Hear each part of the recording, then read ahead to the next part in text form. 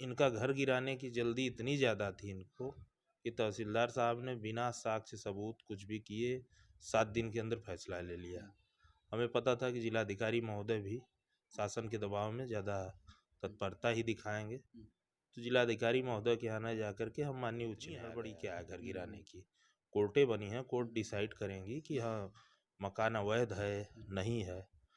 मकान गिराने का इनको अधिकार तो है नहीं, प्रक्रिया कोर्ट में आएगी, कोर्ट उसके अनुसार। नमस्कार, अभी हमारे साथ देवरिया कांड में मृतक प्रेमचंद यादव का जो केस देख रहे हैं एडवोकेट अरुण कुमार जी है। आइए इस केस के बारे में एडवोकेट साहब से समझते हैं कि जो इस केस में जो है क्या चल रहा है, कोर्ट की क्या जवाब है, यही बता सकते हैं जो है कानूनी कार्रवाई क्या हो रही है, किस तरीके से इन्होंने जो है कोर्ट में चैलेंज किया है। जो है सबसे पहले आपका जनता की आवाज न्यूज चैनल में स्वागत है। सबसे मेरा पहला सवाल होगा कि आप जो है देवरिया कांड में मृतक प्रेमचंद यादव की भूमि पैमाइश एसडीएम तहसील और लेखपाल के द्वारा किया गया और नोटिस उनके मकान पर चस्पाया गया, तो जो है आपने इसको चैलेंज किया, तो चैलेंज किस आधार पर किया सर? सबसे पहले तो आपको बहुत बहुत धन्यवाद। चैलेंज का आधार ये था कि बेदखली का आदेश इन्होंने जारी कर दिया। 4 तारीख को तहसीलदार साहब की कोर्ट में 7 तारीख को ऑब्जेक्शन फाइल हुआ 19 पॉइंट पे। इन्होंने 1 हफ्ते के लगभग 11 तारीख को डिसाइड करके बेदखली का आदेश कर दिया कि और उसको नोटिस को चस्पा कर दिया। फिर हमारे पास आगे की प्रक्रिया ये थी कि जिलाधिकारी महोदय के यहाँ हम उसकी 1 महीने के अंदर अपील करें। तो जब 1 हफ्ते इन्होंने खड़ी फसल के दौरान पैमाइश कराई, जो कि पूर्णतः गलत है। फसल जब खेत में हो उस वक्त पैमाइश जो है इलीगल है। तो इनका घर गिराने की जल्दी इतनी ज़्यादा थी इनको कि तहसीलदार साहब ने बिना साक्ष्य सबूत कुछ भी किए 7 दिन के अंदर फैसला ले लिया। हमें पता था कि जिलाधिकारी महोदय भी शासन के दबाव में ज़्यादा तत्परता ही दिखाएंगे, तो जिलाधिकारी महोदय के यहाँ जाकर के हम माननीय उच्च न्यायालय आए और माननीय उच्च न्यायालय ने ये आदेश पारित किया कि जब तक 2 हफ्ते के अंदर जो है आप डीएम साहब के यहाँ अपील अपनी फाइल करिए और डीएम साहब जो है 3 महीने के अंदर उसको निस्तारित करें गुण दोष के आधार पर।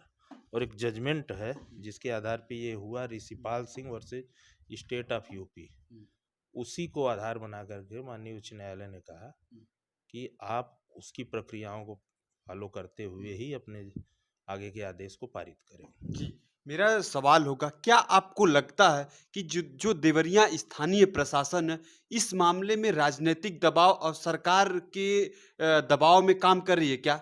निश्चित रूप से पूरी तरह से स्थानीय शासन का दबाव था। एफआईआर में एफआईआर लग चुकी है।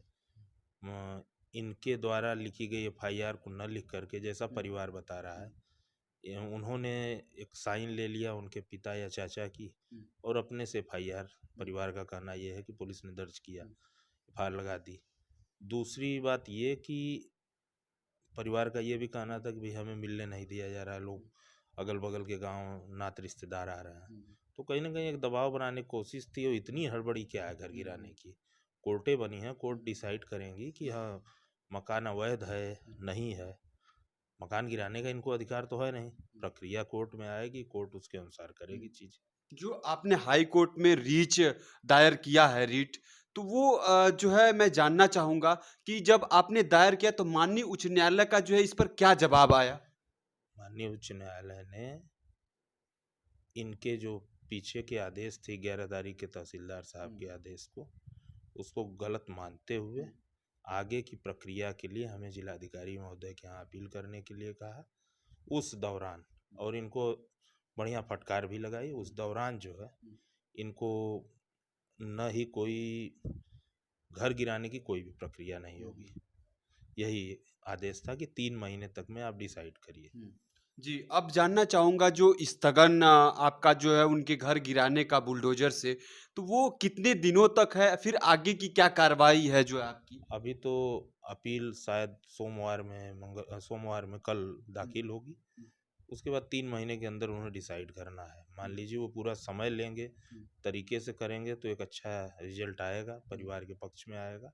अगर ऐसी कोई स्थिति आती है कि नहीं परिवार के पक्ष में नहीं आता है तो फिर माननीय उच्च न्यायालय है, हम इनके यहाँ आग्रह करेंगे रिलीफ के लिए।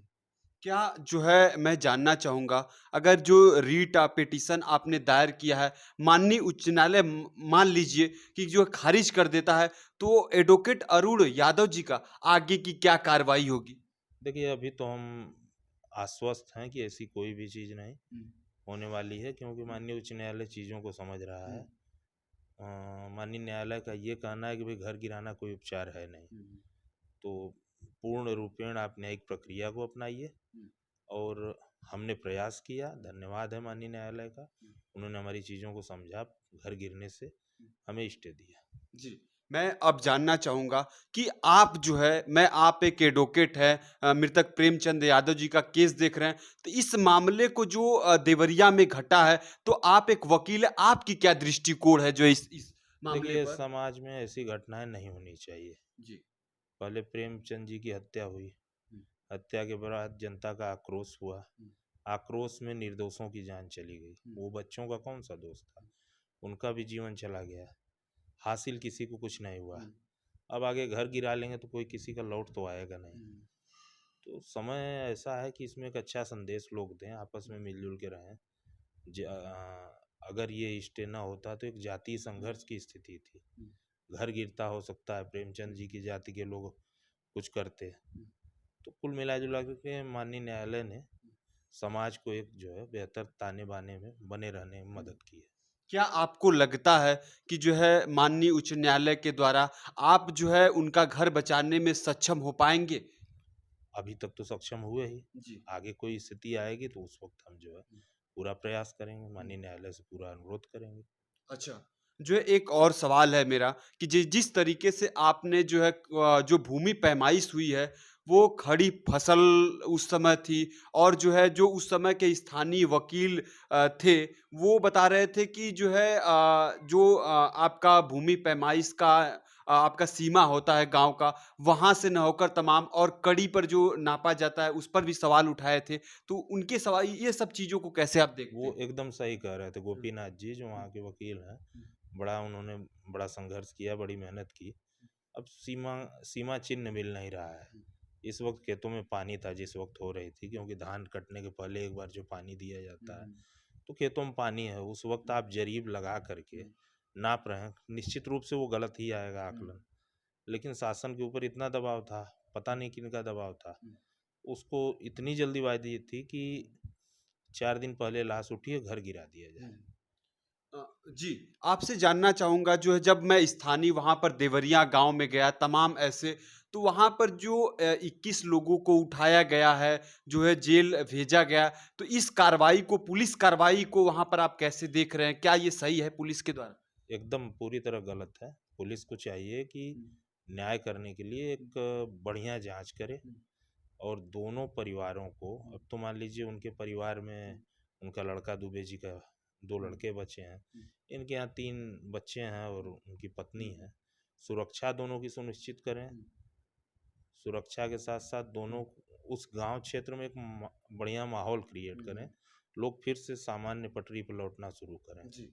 एक आपसे सवाल होगा, अगर आप जाँच की बात कर रहे हैं, तो कैसे जाँच जो है निष्पक्ष हो पाएगा? जिस तरीके से बहुत सारे सोशल मीडिया तमाम है ने मैंने खबरें पढ़ी, तो जो जो सरकार मान लीजिए जाँच एसडीएम करेंगे या डीएम साहब करेंगे, तमाम है, तो क्या इन जो है सरकार आप बता रहे राजनीतिक दबाव है, तो क्या ये निष्पक्ष जाँच कर पाएँगे?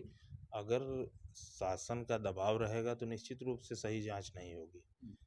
एक माननीय उच्च न्यायालय के किसी रिटायर्ड जज साहब से या किसी वरिष्ठ न्यायिक जज से उसकी जांच सुनिश्चित करा दें, दूध का दूध पानी का पानी आ जाएगा।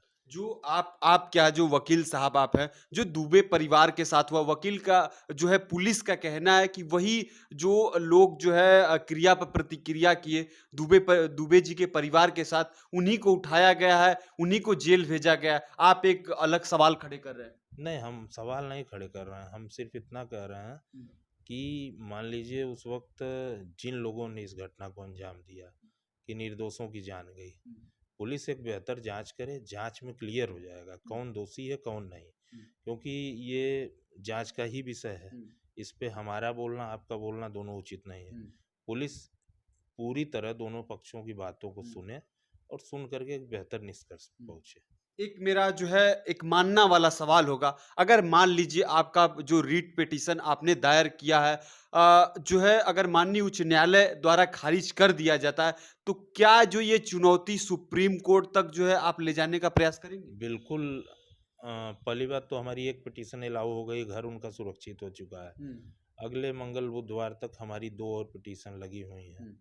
तो हम आश्वस्त हैं, पूर्ण विश्वास है कि हम जो उनके घर को बचाने में कामयाब रहे, बाकी जो हिस्से बेदखली के लिए हैं उन पर भी हम स्टे लगवाने में सफल होंगे। ठीक है, बहुत बहुत धन्यवाद। जैसा कि आप सुन रहे थे, ये अरुण यादव एडवोकेट जो है जो प्रेमचंद यादव जी के वकील है, यही हाई कोर्ट में जो है इस केस को देख रहे हैं। तमाम जो है हमारे सवालों का सरलता पूर्वक जो है इन्होंने जवाब दिया।